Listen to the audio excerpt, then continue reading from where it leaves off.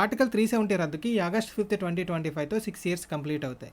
ఈ ఆర్టికల్ 370 అనేది ఒక టెంపరరీ ప్రొవిజన్గా ఇంట్రడ్యూస్ చేయడం జరిగింది. దీన్ని డ్రాప్ చేసింది ఎవరంటే ఎన్ గోపాలస్వామి అయ్యంగార్.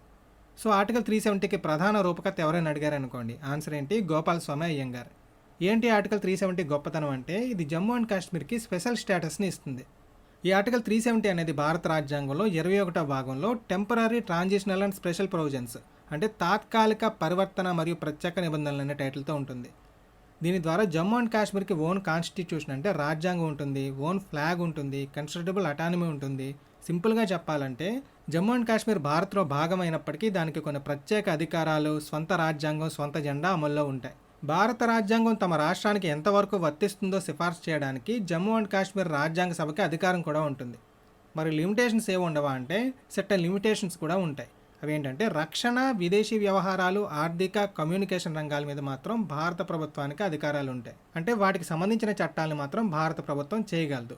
మిగతా వాటి మీద ఏం చేయాలన్నా సరే అక్కడ రాష్ట్ర ప్రభుత్వం పర్మిషన్ తీసుకోవాల్సి ఉంటుంది. కానీ ఈ మధ్యకాలంలో ఈ లిమిటేషన్స్ వల్ల శాంతి భద్రతల సమస్యలు ఎక్కువ అవుతున్నాయని మన ఇండియన్ గవర్నమెంట్ భావించి 2019 ఆగస్ట్ 5న ఈ ఆర్టికల్ 370ని రద్దు చేసేసింది. ఇలా రద్దు చేసి ఆ రాష్ట్రాన్ని జమ్మూ కాశ్మీర్, లడాక్ అనే 2 కేంద్రపాలిత ప్రాంతాలుగా డివైడ్ చేయడం జరిగింది. సో అప్పటి నుంచి భారత రాజ్యాంగంలోని అన్ని నిబంధనలు ఈ జమ్మూ అండ్ కాశ్మీర్కి కూడా వర్తిస్తాయి. సో ఏ ఆర్టికల్ని బేస్ చేసుకుని ఆర్టికల్ 370ని రద్దు చేశారంటే ఈ ఆర్టికల్ 370లోనే సెక్షన్ 3 ఉంటుంది. అదేం చెప్తుందంటే రాష్ట్రపతి ఒక పబ్లిక్ నోటిఫికేషన్ ద్వారా ఈ ఆర్టికల్ 370ని రద్దు చేయొచ్చు లేదా మార్పులు చేర్పులు చేయొచ్చు అని చెప్తుంది.